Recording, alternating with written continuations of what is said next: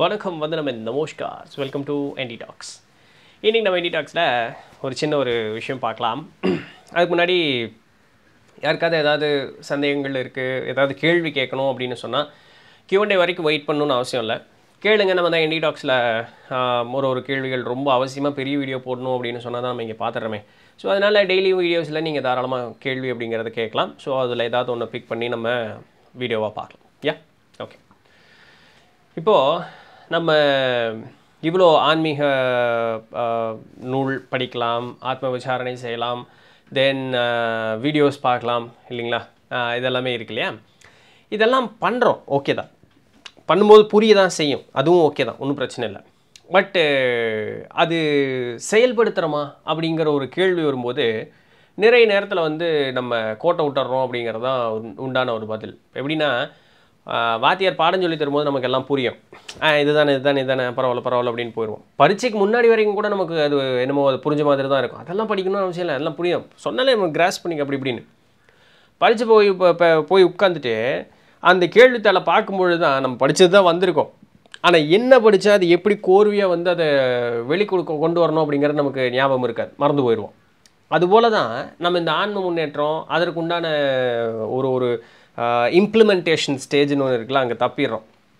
இப்போ இந்த implementation stage அப்படிங்கிறது எப்படி வருது அப்படின்னு பார்த்தோன்னா பாருங்களேன், வாழ்க்கையில் நம்மளை யாராவது ஒருத்தர் எங்கேயாவது ஒரு இடத்துல அடிப்பான். நம்மளுடைய நேயர் ஒருத்தர், அவர் பேர்லாம் எனக்கு தெரியல, அந்த கமெண்ட்டை டெலீட் பண்ணிட்டு போயிட்டார். அவர் ஒன்று சொல்ல, நான் விளையாட்டாக ஒன்று ரிப்ளை கமெண்ட் போட, அப்புறம் அவர் ஒன்று சொல்ல, நான் ஒன்று சொன்ன. அன்றைக்கி நான் நல்ல ஒரு ஜாலியான மூடில் இருந்தேன். அதனால் அவர் பிடிச்சி நொங்கு எடுத்துட்டேன். விளையாட்டு போச்சில் தான் அவங்க டென்ஷன் ஆகிறாங்கன்னு நமக்கு நல்லா சந்தோஷமாக இருக்குல்ல, பேசிக்கிட்டே இருந்தேன்.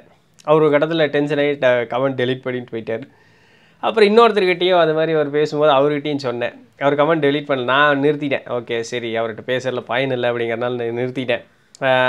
எதுக்காக இதை சொல்ல வரேன்னா, நான் ஃபஸ்ட்டு இந்த யூடியூப் சேனல் ஆரம்பிக்கும் போது நெத்திலந்தன்மணி சேனல் மட்டும்தான் இருந்தது. அப்போது ஒரு பதிவு போட்டோன்னு வச்சுக்கோங்களேன், அது நம்மளை ரொம்ப இழிவாக பேசுவாங்க. அதாவது இதே தைரியம் முன்னாடி நீ பேசுவியாடா அப்படின்னு கேட்குற அளவுக்கு அவங்க பேசுவாங்க. இன்றைக்கி ஒரு சில நேரங்களில் அப்படி நடப்பது உண்டுன்னு பாருங்களேன். நான் முன்னாடி ரொம்ப மோசமாக இருந்தது. அப்போது சண்டைக்கெல்லாம் போயிடுவேன், பயங்கரமாக கமெண்ட்டில் போட்டு அதை பண்ணி இதை பண்ணி என்னென்னமோ பண்ணி சரியான டென்ஷனாகி அந்த நாளே நமக்கு வீணாக போயிடும். 2 நாள் 3 நாள் அது மண்டையில் ஓடிக்கிட்டே இருக்கும். க்ரியேட்டிவாக ரிப்ளைலாம் கொடுக்கறதுக்கு யோசிச்சுட்டே இருப்போம். ஆனால் அவங்களும் ஓயவே மாட்டாங்க. நம்ம என்ன பேசினாலும் அதை புரிஞ்சிக்காமல் அவங்க பேசிகிட்டே இருப்பாங்க. கூடவே நம்மளை திட்டிகிட்டே வேறு இருப்பாங்க. கொஞ்சம் ஒரு 2-3 வருஷம் முன்னாடி ஒருத்தர் மெயில் பண்ணுவார் எப்போவுமே. அவர் வாயிலிருந்து இப்படித்தான் வார்த்தைன்னு இல்லை, புழுத்தனாய் குறுக்கவோ அதளவுக்கு வார்த்தை பேசுவார். ஆனால் ஒரு என்ன சொல்கிறது, நம்ம அப்போ யோகா வாசிஷ்டம் பயங்கரமாக பேசிகிட்டே இருக்கோம். அப்போ எல்லாமே சைவ நெறி தான், சைவத்தில் இல்லாதே இல்லை, நீ பொய் புரட்டு பேசுகிற அப்படின்னு சொல்லி இப்படி பேசுவார். அவங்க பயங்கரமாக அந்த சைவ நெறியை பின்பற்றுபவர்கள் அப்படின்னு. அதற்கு உண்டான ஒழுக்கமே உங்கள்கிட்ட இல்லையா?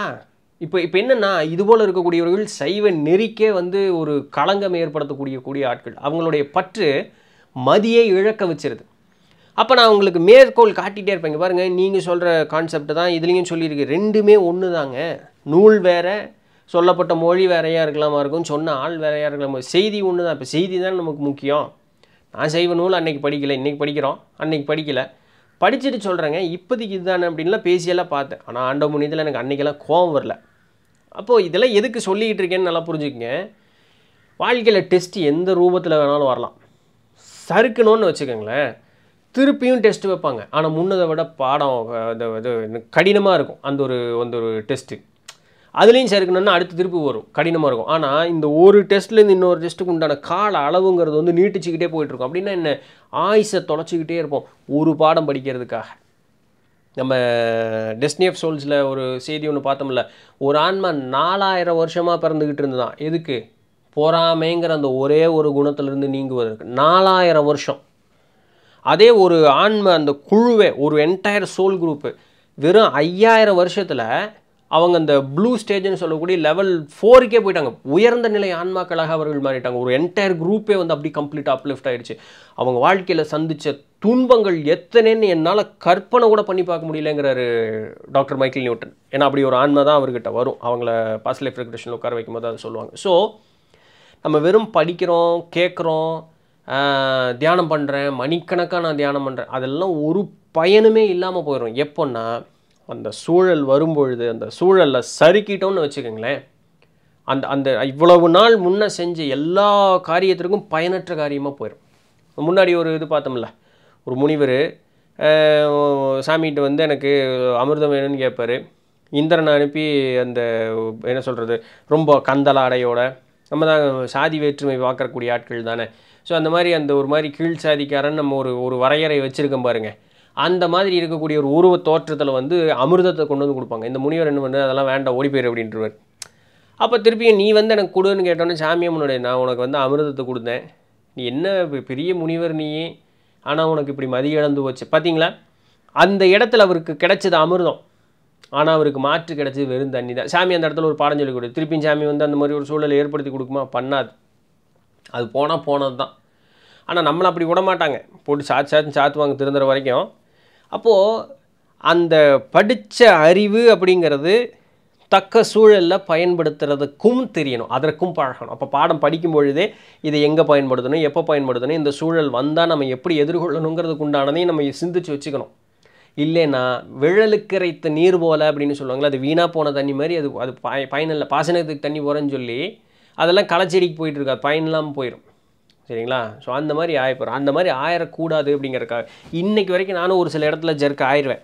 சரிங்களா? இன்னும் அப்படியே 100% வந்து அப்படி இருந்தேன்னா நான் என்னுடைய தோற்றமே வேறு மாதிரி, என்னுடைய அணுகுமுறையே மாறி இருக்கும். இன்றைக்கி ஒரு சில நேரத்தில் சறுக்கக்கூடிய நேரங்கள் அப்படிங்கிறது உண்டு.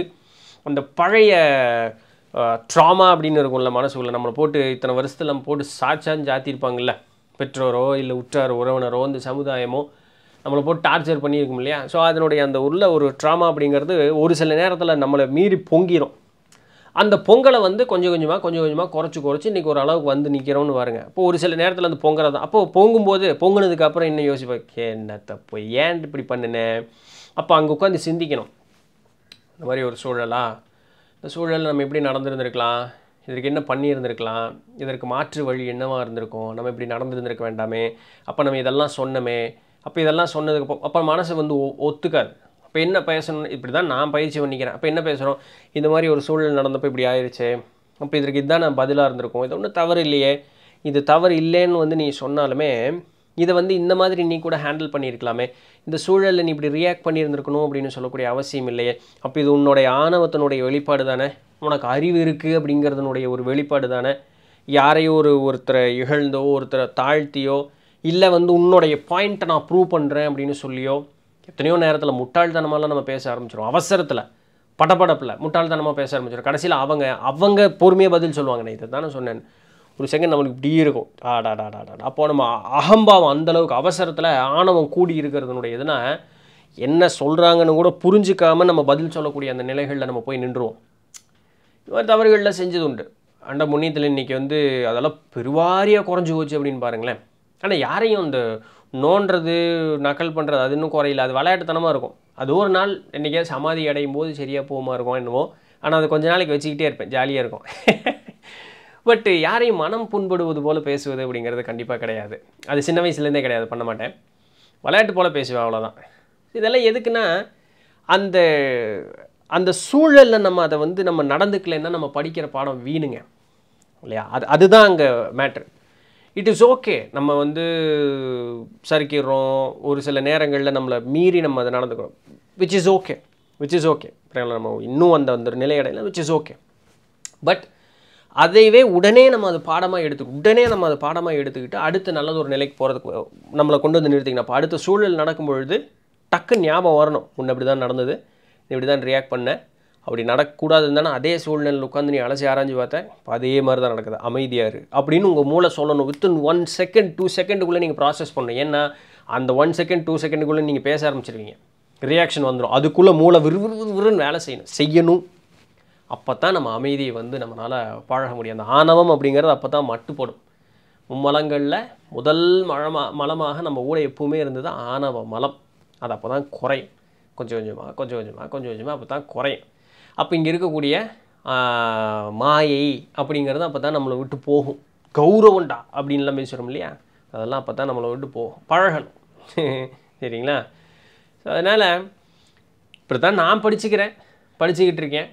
படித்ததுனால ஏற்பட்ட மாறுதல் அப்படிங்கிறது இப்படி தான் நடந்துக்கிட்டு இருக்கு. Which is okay. அதனால் நான் இந்த யூடியூப் சேனல் வந்து ஆரம்பிக்கிறதுனால இப்போ நிறைய பேர் சொல்கிறீங்க இதனால் உங்களுடைய வாழ்க்கையில் வந்து பயன் நிறைய இருக்குது அப்படின்னு சொல்லிட்டு, மகிழ்ச்சி, திருவருள். ஆனால் இது என்னுடைய தனிப்பட்ட வாழ்க்கையில் ஒரு மாபெரும் ஒரு மாற்றத்தை கொண்டு வருவதற்காக இறை அப்படிங்கக்கூடிய ஆற்றல் எனக்கு இது ஒரு நிலையை ஏற்படுத்தி கொடுத்ததுங்கிறத நான் இன்றைக்கி பார்த்துக்கிட்டு இருக்கேன். இதனால் நமக்கு ஏற்பட்ட மாற்றம் அப்படிங்கிறது வந்து அளப்பரியது அப்படின்னு தான் சொல்ல முடியும். இன்னும் மாறிக்கிட்டு தான் இருக்கும். ஸோ இப்படி தான் நான் திருந்துறேன். ஸோ அது இப்படி தான் நான் திருந்துறேன் அப்படிங்கிறத நான் உங்களுக்கு சொல்கிறேன். மித்தபடி வேறு ஒன்றும் இல்லை.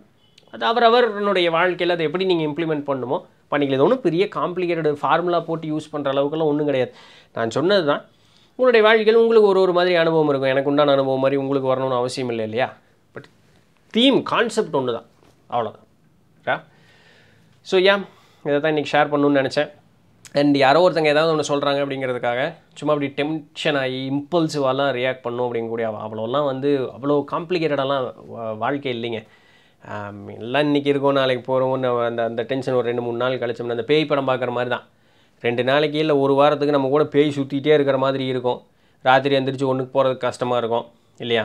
அப்புறம் ஒரு வாரம் கழித்து தூத்தெரி அப்படிங்கிற மாதிரி ஆகி போயிடும். பார்த்திங்களா? பேயாவது ஒன்றாவது போயிடும் முதல்ல இங்கே அப்படின்னு ஆயிருமில்ல அடுத்த பேய் படம் பார்க்குற வரைக்கும். அவ்வளோதான். ஒருத்தர் டென்ஷன் பண்ணிட்டான், ஒருத்தர் பிரச்சனைன்னா கொஞ்ச நாள் மண்டை கடைஞ்சிக்கிட்டே இருக்கும். அப்புறம் அதிலேருந்து நம்ம விலகிடுவோம். அடுத்த ஒரு சின்ன கோடு பக்கத்தில் பெரிய கோடு போட்டால் இந்த கோடு சின்னதாக ஆயிடுறது இல்லையா? அது போல தான்.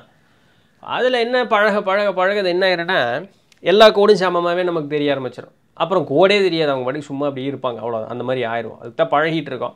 அதுக்கு இறை நாட்டம் அப்படிங்கிறது நமக்கு வந்து உதவி செய்யுது. அது ஒன்று தான் உதவி செய்யுது, மற்றபடி வேறு ஒன்றும் இல்லை. நான் வந்து ஒரு காரியம் செய்கிறேன், அவன் என்னை காயப்படுத்துகிறாங்கிறதுக்காக நான் திருப்பி காயப்படுத்துகிறேங்கிறது இந்த நாய் என்னத்தையோ திங்க போக அப்புறம் நாமளும் திங்க போனதுக்கு ஆகி போயிடும்.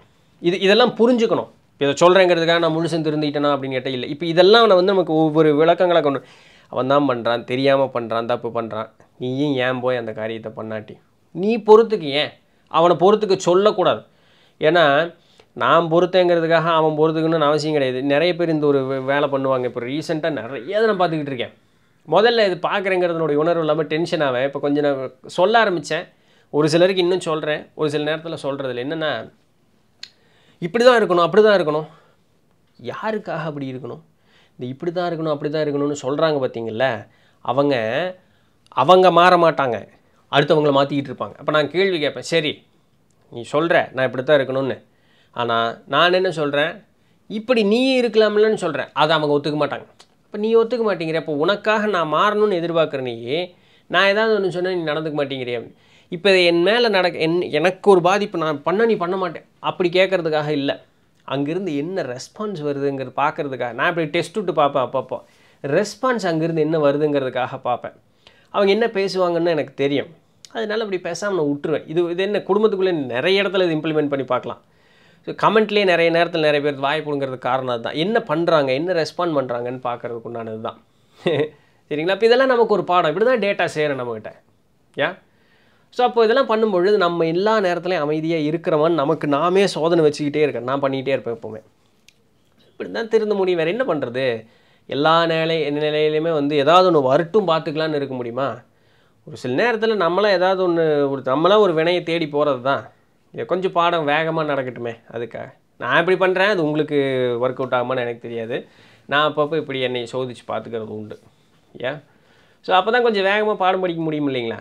அதனால் இன்றைக்கு உண்டான ஒரு இது சும்மா சொல்லணும்னு நினச்சேன். ஒன்றும் பெரிய ஒரு என்னது உபதேசமெல்லாம் ஒன்றும் கிடையாது. சொல்லணும்னு நினச்சேன், சொன்னேன். சரி, நாளைக்கு எதாவது கேள்வி கேட்குறீங்களான்னு பார்ப்போம். அதில் சந்திப்போம். என்னங்கிறீங்க? நாளைக்கு சந்திப்போம். Tata by.